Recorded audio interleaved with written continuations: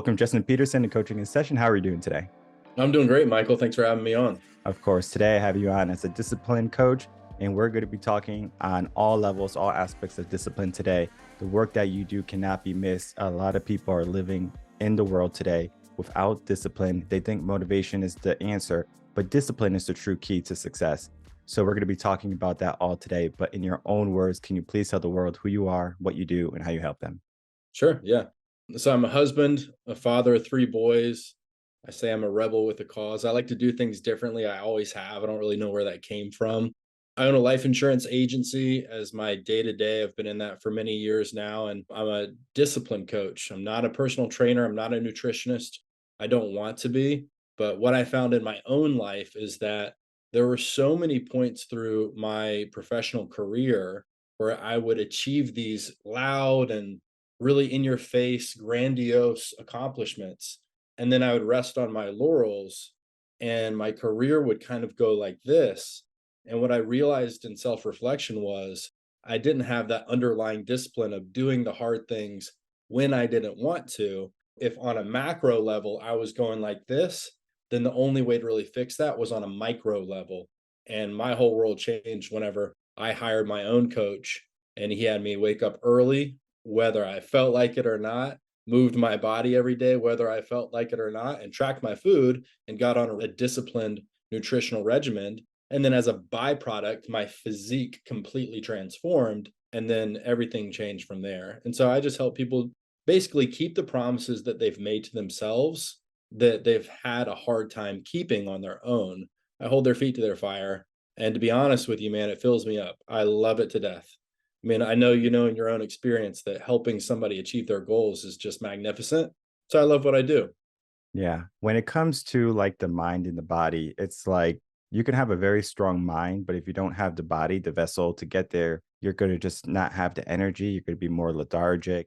So when you become more disciplined and moving, it doesn't even have to be going to the gym. It could be just walking around the block after dinner every evening. That can be enough for you to say, okay, I'm going to begin to take a little bit more action. Waking up early, another key point. A lot of people, they think, well, I'm just going to wake up right before I have to. But there's a power in the morning. I do most of my work in the morning when it comes to blog writing, when it comes to just thinking free. And I remember early on in my marriage, I have one son. You're beating me right now. You have two more. So if we got in a fight, you probably win. But we are looking at like the beginning of the marriage, and I just love my morning, and I use it for some time for meditation, awareness. And she was trying to talk to me like that. I'm like, stop talking to me. I just want to focus. I just want to align my day. And eventually we found a routine that worked for us. But the discipline is something that I didn't want to give up, where in the morning, me waking up, me going to the gym, me sorting out my day. Most people just kind of hazardlessly go out in the world and say, okay, let's see what happens. And they wonder why their career is doing this. And they wonder why their life is doing this in the relationship. It's because they just don't have some structure. How do you help people begin to implement structure in their life to become more disciplined? Yeah, well, usually they're the one who are identifying the patterns that they want to break to me in the first place. So in any introduction call, I'll say, what are the areas of focus that you want to work on? And they're going to then divulge all of these areas of weaknesses, the things that they're sick and tired of. Right there, I have what they want to avoid. And pretty much no matter what they tell me, I will always go back to great. We're going to wake you up earlier than you want to. We're going to work you whether or not you want to. And we're going to track what you eat because what goes in is what goes out. And then anytime they struggle with that, two things will happen. One, I'll relate it back to the things that they're sick and tired of happening in their life because we know that how you do one thing is how you do everything. Okay. So if you can't master the basics of when you wake up, what you eat, and how you move your body, then of course you're struggling in all the other areas of life. So let's master the fundamentals so that we can be a master at the rest of life. Okay. And then the second thing that happens is normally the areas that they're struggling with, there's some sort of behavioral pattern that is emerging that is directly linked to the areas in their life that they're having trouble with. And most of the time, they're completely unaware of it. Obviously, if they were aware of it, they would have the wherewithal to at least try and change, or they would mention it to me if they're aware of it at the beginning. But most of the time, they don't, right? And that's why people call them blind spots. If we knew someone was in our blind spot, we wouldn't merge into them, okay? It's an accident. People aren't self sabotaging because they want to. they're self-sabotaging because they don't know what they don't know. They don't know what they're doing wrong. And that's the power of a coach, regardless of the niche. I mean, a coach is somebody who's outside of the picture frame looking in, whereas you're inside the picture frame. You can't get out, turn around, and look in. And that's the benefit of it. A lot of things emerge, man. I'll tell you one quick story. There was one of my clients earlier on, started him out real basic, right? He was already waking up at like 6:30. I was like, great, let's just drop down to 6. You know what I mean? Like something easy. And I gave him a macro-based diet based off of what his goals were. And I gave him a workout. 5 days a week is what we started at. Okay. And every week we'd check in, we'd have our calls. And I saw that his macros in the app that we use were different than what I gave him. So I thought there was a glitch, or maybe like I did something wrong because it was early on. So I was learning the software. I was like, man, I must have not programmed it right. It must have changed. And same thing with his workouts. We get on the call and he goes, yeah, I just thought that the carbs were a little high and drop those down, and fat, I changed that. And so I realized that on his own accord, he changed both the nutrition and the workout regimen without letting me know. And so I let into him. I have to be honest. I made a post about this the other day. I went full court press on this dude. I was like, you did what? You came to me with one objective, to get in shape and to help your discipline. And I told you what to eat and what to do in the gym. And you changed what you're eating and changed what you're doing in the gym. And then on top of that, you're not even doing the things that you changed on, because the food you're logging doesn't even match your new made up macros. And I said, what other areas of life have you heeded advice from people who have the results that you want, and then said, that sounds good, I'm going to do something completely different? And he was just like, it was like a deer in the headlights. He was like, man, you're so right. And it's like, I don't want to be right, but hey, you gave me permission to hold you accountable. You have paid me money to help you get a result. And I'm not going to coward out and beat around the bush. I'm going to tell you exactly what's going on. And this one's the easy one. You're not doing what I asked you to do, and you don't even see the problem with it. So from now on, I want you to stick to exactly what I tell you to do, and you're going to have no deviation from it whatsoever. I'm going to hold your feet to the fire for the next 30 days, right? And what's beautiful about it is, Michael, I wish I had that conversation in my life. I don't know that it ever happened, because if it did, I wasn't listening to it, right? But to have a really direct and heartfelt, tough love conversation from somebody who does have your best interests at heart, from somebody who is completely objective and disconnected from your success, and from somebody who knows better than you in that area, I wish I had that, because I could have avoided so many struggles in my life. My learning curve would have been cut in half, if not more. And because I had that conversation with him, which was not comfortable, he is light years ahead of where he would be. I mean, he is an absolute rock star. The last 30 days since his call, he's crushing everything. Like, I check in on him, he's like, I got it, boss. And I'm like, yeah, you do. And it was because of that tough love conversation that everything changed. So he needed that. And I would just tell all of your listeners that everyone who's listening to the last 2 minutes of what I just said, they're thinking of somebody in their head. They have that one person that's just, maybe they're in that toxic relationship, or maybe they're in a job that they absolutely hate, or they're just in bad habits, or whatever it is. And you want to so badly just tell them what's going on.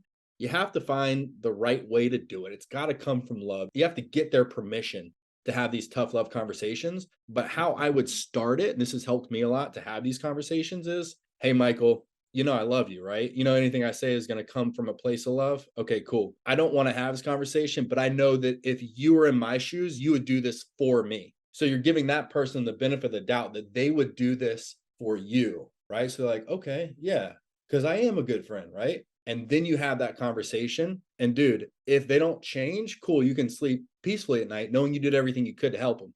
But if they do, they're going to look back at you, whether it be weeks, months, or years from now, and say, man, thank you so much for having that conversation. It changed my life. Yeah. It's those conversations that people are afraid to have, I believe, because they believe they're going to lose a friendship if they're a little bit too rough, or if they're maybe a bit direct. And as a coach, and when you have clients, sometimes you're going to have that tough love.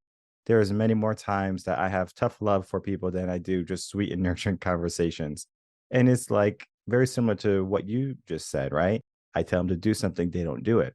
And I'm just like, what are we doing here? Whether it's relationship, career, it's just like, stop. Let's look at what just happened. You just come up with this idea in your head and you think this is the best idea ever. It could be a good idea. Let's look at it. But we have a plan. And the more you deviate from the plan, the longer it's going to get to our destination. Imagine we're going hiking together, California, going hiking, right? If I stop at every turn to take a picture of a bush or a cloud or a tree. You know how long it's going to take for us to finish our hike? It's the same aspect when you try to change your plans, change the macros, change what time you wake up. All of that is going to have an effect on long term. And we do have to look at what we're trying to do. And we want to get there as quick as possible, as safe as possible. Sometimes you're going to fail, but we do it in a way of, I'm okay doing what I'm doing. Sometimes people, they choose comfort. My wife is a perfect example.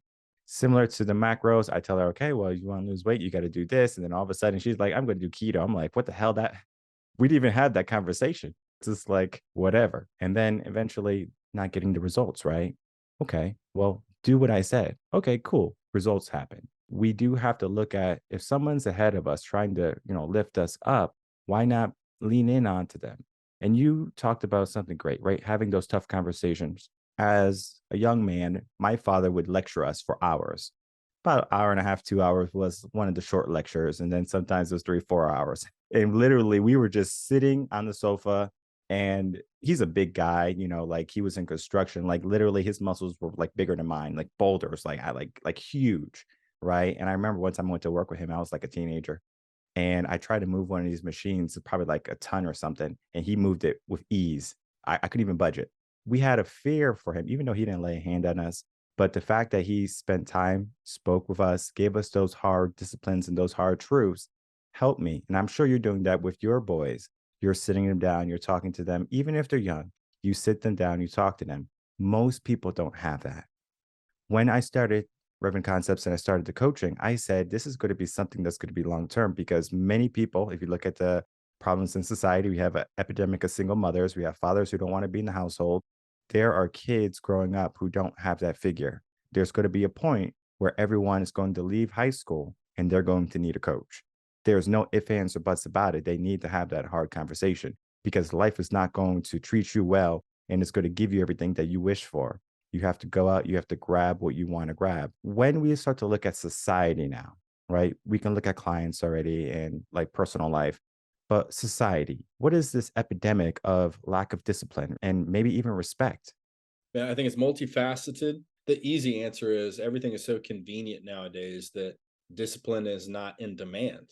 Just think to on like just the most basic evolutionary standpoint, like to attract a mate. Like before, you needed to be a warrior, you needed to be all of the things. You needed to look the part, you needed to be bold, courageous, willing to lay your life down for your tribe, your community, your family, what have you. And now you just have to look decent enough, have all your teeth, be able to drive to and from a date, have enough change to take someone out to dinner and swipe right on an app. It's just completely different to have that, which is such a pivotal, not enticement, but incentive in life to elevate oneself to attract a mate. Whenever that is basically just handed to you, well, what's the intrinsic incentive to be better? Same thing with work. Work has just become so automated. We need to sit at a desk. A lot of times we can do things completely remote. You just have to be able to talk. Not to take away anything from that. There's a lot of mental effort that goes into it. But nonetheless, I mean, there's just all the incentives have been stripped away because our society is so soft. Right. And I love the saying that says, good men create, well, I'm going to butcher it now, right? Like good men create good times create weak men create hard times create good men, right? And we're just at a point where we've had such a good time that it's created weak men, and then weak men are weak role models to the next generation, and we're just in this very unfortunate perpetual cycle of disincentive of being disciplined. I don't really know how else to put it. Why would you be disciplined if you don't need to be disciplined anymore? The flip side to that, though, is because there's so few people who are willing to do the work, the few that do shine. I mean, just to have an aesthetically pleasing physique nowadays is a huge status symbol because nobody has it. It's like Arnold talks about, you cannot buy your physique. You can't order it, you can't take it off of a shelf. You have to earn it with hours upon hours upon hours of grueling work that no one wants to do, regardless of how much you enjoy lifting weights or running around the block. Everyone doesn't want to do it all of the time. And so you have to earn it through discipline. And that is a status symbol that no one can negotiate with. Unless you're Kim Kardashian, because Barbie world there, but we have to look at the different sexes to the genders, right? Male and female. Men have to work for what they get, right? Women can, get their BBLs or whatever it's called, like their big butts and their fake breasts and stuff like that, right? Very enticing, right? It's an easy process. Men, we have to build ourselves up from the trenches, and when you're doing it by yourself, it is daunting because you're not going to see your result day one after you go to the gym. You're gonna go in the gym day one.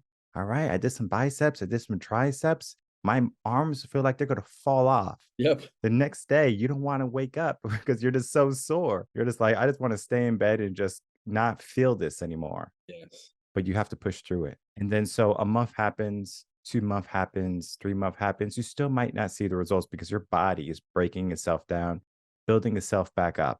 And eventually you're going to get to that physique that you're looking for, but it takes time. It's not a magic pill. Success is just not an overnight phenomenon where it's just like, all right, you just take this and tomorrow you're going to have the perfect body. You're going to have the perfect wife, the perfect house, whatever. Everything's going to be perfect.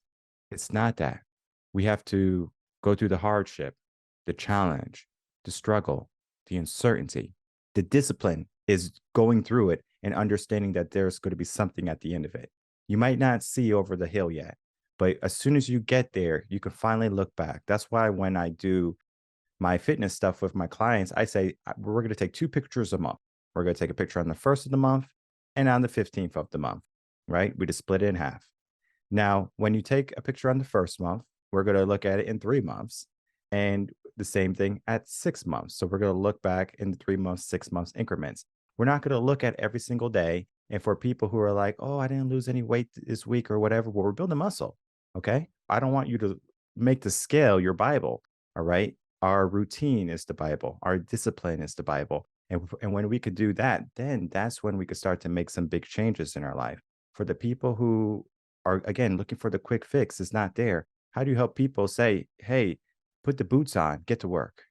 That's right. And another thing in society, we've overemphasized people's feelings so much too. And what I've learned is that if you want to get really good at being disciplined, you have to disregard your feelings. You have to become almost robotic. You have to put all the emphasis on your systems, not how you feel about the systems.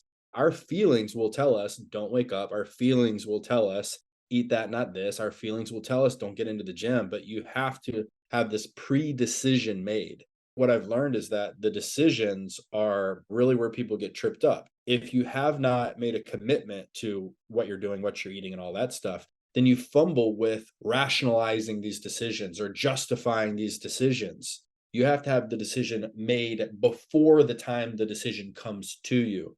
For example, if you're eating a certain diet and it needs to be protein heavy rather than carb heavy, and you have a choice between pasta or a steak, you don't then think about the decision right there. It's already made, right? You just skip across the pasta and go, where's the steak? That's what I want. Because the decision has already been made and you disregard any emotion that might pop up at that time because you've already dealt with the emotion when you made the decision. Bob Proctor talks about pre-decisions. That eliminates so many opportunities for people to get tripped up because you don't have to struggle with it every single day. You struggle with it one time, you make a commitment to it, and then you just simply do it absent of the emotion.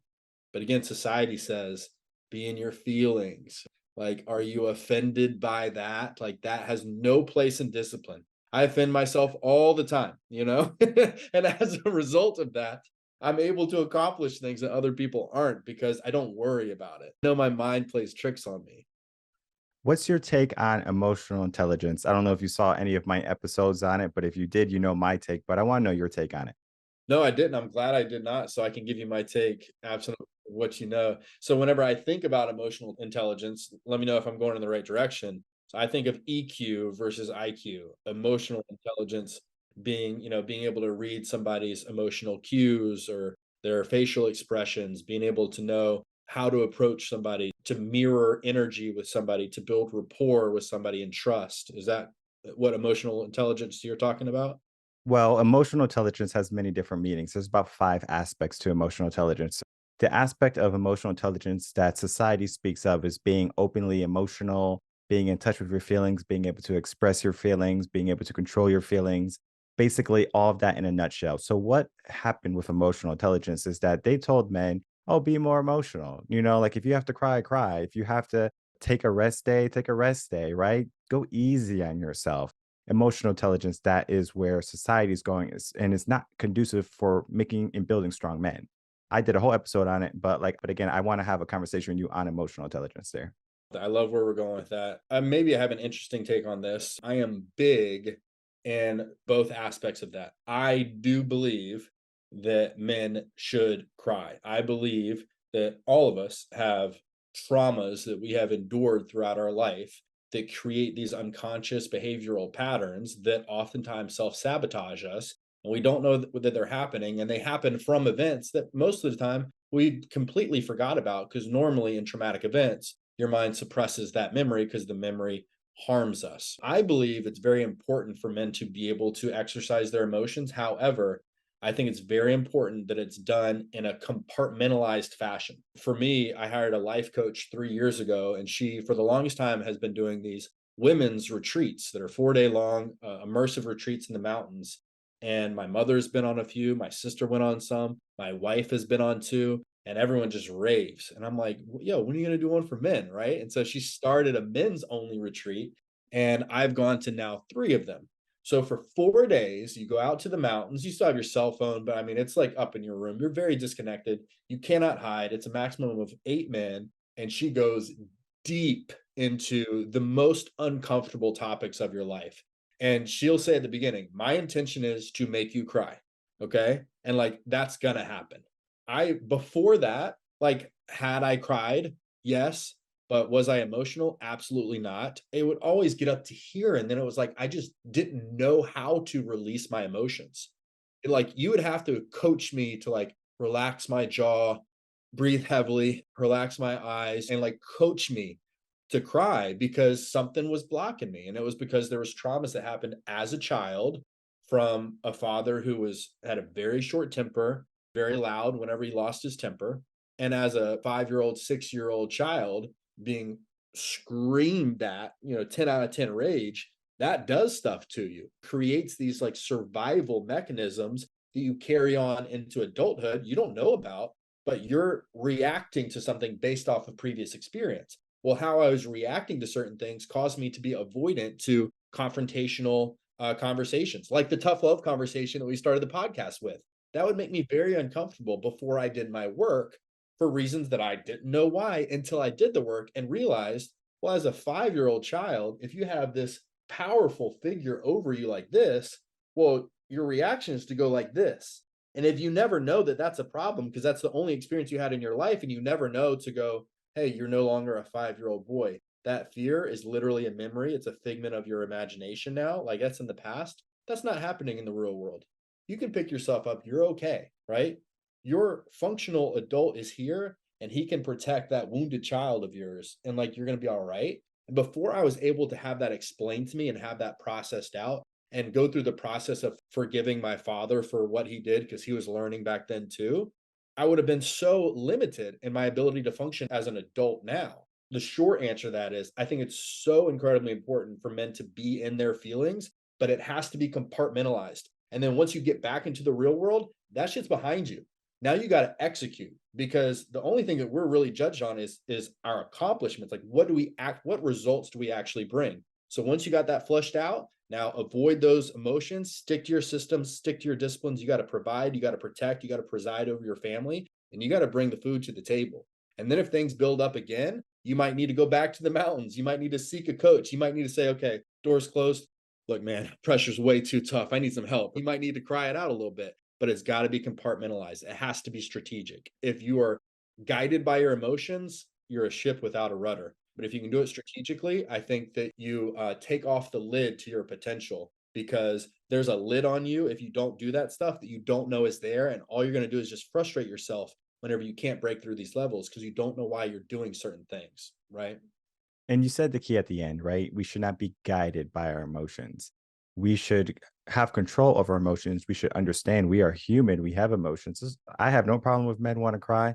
Again, there's a right place and a right time for it. If you're in the gym crying because you have to run another mile, all right, keep on crying while you're running because we ain't stopping. That's right. The reason I asked that question is because you said we're more in our feelings now. And you are very true, right? People are more in their feelings. Comfort is a feeling, right? People want to feel comfortable. They don't want to feel stressed. They don't want to feel anxious or afraid. So they're going to do things on the lowest level because that's the safest level. So level one is the easiest level. Think of a video game, right? Mario, whatever. You can beat level one again and again and again. But the moment you get to level 53 or something like that, and you're like, this is hard. What do you do? Do you persevere? Or do you go back to level one where you can know you have a sense of succeeding, a sense of glory? Most people, they don't want to go through the hardship of level 53. They want to stay at level one. How do we help people level up? Get out of that mindset of like 53 is okay. I was going to interrupt you because you were saying that people want to feel comfortable, therefore they do the least amount of effort, right? And to me, genuinely, whenever I do the least is whenever I feel the most uncomfortable. If I have an unproductive day, I am so stressed about the fact that I did not produce at the highest level. I am very uncomfortable with that. Vice the on the flip side of that is I'm waking up on time. I crush my workout. I crush my nutrition. I crush work. I'm crushing it with my kids. We're having a great time doing fun stuff. I'm flirting with my wife, like everything's going great.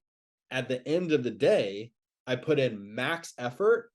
I sleep more comfortably then, right? I am so comfortable with my day because I know that I gave it a 10 out of 10. I feel good. I would feel the opposite if I did not do that, right? I mean, you're hitting on all the right points here because we do have to look at by the end of the day, we should feel exhausted, but we should feel proud of what we just did. I understand that life can be hard. I can understand you could be in some work right now that you don't like, but you can give yourself a plan. You can give yourself some direction to change. But it does begin with you making a choice. I have a saying, and I said this probably like 2021 when I did my first series or my first season of Motivation Emotion. Motivation is motivation, right? Discipline is discipline. You need discipline versus motivation, right? Motivation is temporary. But the first line I say in Motivation and Motion, episode one, season one, there are two types of people in this world: people who want it and people who kind of want it. And the people who kind of want it are always going to choose the path of conformity, choose the path of complacency. They're going to choose to have no discipline, and they're going to blame everyone else for their own faults, for their lack of success, fulfillment, happiness, joy, whatever it is. And as long as those people have that notion of they just kind of want it, then they're going to live a life that's going to be like unfulfilled and full of regret. I like to tell people live life without regret. Challenge yourself today. Do not leave anything left in the tank. I understand you can, but don't, right? We're not looking at tomorrow as, oh, we need to save some energy for tomorrow. We'll get energy. Trust me, the body and the brain, they do amazing things. If you have to show up, the brain is going to say, hey, we got to show up. We don't have a choice. Yep. And our conversation today was literally just helping people, guide people into a mindset of saying that you have a choice for the better or for the worse. You can go on that roller coaster of life, the ups and downs, experiencing all of the things that you may or may not want to feel, but you do have to dive into the uncomfortable. So one day you can relish in this fact that you did something hard so you can have a better life in the future. Sacrifice today so you can live like a king later on. There's a mindset there. But as we begin to wrap up, I would love to have some final words from you and then to please tell the audience where they can find you. Yeah. Thanks again for having me on. I was thinking about something that Earl Nightingale said, and it's that the opposite of courage is not cowardice, it's conformity. And I love that so much because everyone dreams of being courageous, right? And they think the opposite of that is just not being courageous, being a coward. And it's not even the truth at all. The opposite of courage is a conformist, which so many people are. Part of it is human nature. We want to fit into the herd, to the crowd, right? To our community. Because back in the day, being ostracized meant you were out on your own and you could actually literally get killed, get eaten by a predator. But nowadays, that's not the case. And if you look at anyone who's made an impact in the world, they've all been renegades. They've been mavericks. They've been people who have bucked the system. They've been people who are not conformist and they did things their own way. And it doesn't have to be something that gives you all the attention. It could be something as simple as you just work out every day, whether you feel like it or not. And the results of that will make you that way because no one else is doing it. Just be the one person who, whenever they're offered a drink, just say, hey, no thanks, not tonight. That's it. Like, you don't have to do anything else. You don't have to explain yourself. Say, no, thanks, not tonight. Cool. Right. You do that enough, the compound effect of saying, no, thanks, not tonight will unbelievable results for you. So I would just urge everybody to be courageous, to observe the masses and investigate the opposite, because oftentimes the opposite is the best way to go. Be comfortable in your own skin, even if it's uncomfortable at the beginning. Okay. And own your power. All you have to do is start. The hardest part about this whole journey is the anticipation of the start. It's like jumping off of a high dive. You're up there and you're scared, right? But as soon as you jump, you're like, all right, let's go. And then before you know it, you're in the water and you're at the side of the pool and you're like, let's do it again. Skip the anticipation, get your butt out of bed. As soon as your 2 feet land on the floor, you're fine. As soon as you walk into the gym, you're glad you're there. As soon as you finish the meal that you know you should have had, you're proud of yourself for doing it. Do the things you know you need to do and live without regret, like you said, because there's two pains, like I'm sure you've mentioned in many of your episodes, the pain of discipline and the pain of regret. And discipline weighs pounds and regret weighs tons, and you never get rid of it. Yeah, I just hope that urges people just to take the first step. You hear it from the greats and you hear it from everyday people. Just start and you'll be glad you did. The place that I'm most active on is Instagram. My handle is Justin_Peterson, the number one. And then I'm also on Facebook as well at Justin Peterson. I'll give my phone number out to anybody who wants to text me directly if you're interested in working together. My number is 919-480-3830. Shoot me a text and I'm happy to chat with anybody. And Michael, man, if there's anything I can do for you too, please let me know. I love the energy you bring to this show. I love the contributions you've made. I do just like you. I do plenty of podcasts and some are fun and some are not so fun. And you clearly know what you're doing. You clearly are a very, very articulate and competent coach. And I know that everyone who works with you has to absolutely see results. So thanks for what you do for the world. And thank you for having me on your show. I appreciate that. And I'm so glad that you were able to make some time, come speak with the audience and to share about your story, your life, your journey, and your work as a coach, because it is important that people realize that there's going to be different cups of tea that they can try. I know I'm not everyone's cup of tea. That's why I have coaching in session. There's so many coaches that come on. They can say, this is my flair. Does it resonate with you? And you find someone that resonates and you just go with them. You trust them, because that's what you have to have when you're, being coached. You have to trust that coach, because if you don't trust them, you're going to start to do what we said in the beginning. I'm going to do my own thing. I'm going to go do this. I'm going to do that. Where's the trust? The moment you can find someone that you can trust, and I think Justin is going to be an example of who you can trust. All his links are going to be in the description box below, so you can easily find them. Reach out to him on Instagram, Facebook, and maybe give him a call or a text. Now, understand there are business hours, so don't go too crazy. But I'm sure he's going to be so happy to hear from you, and he's going to be happy to help you on the next mission in your life, and that's going to be to become more disciplined and to find true glory.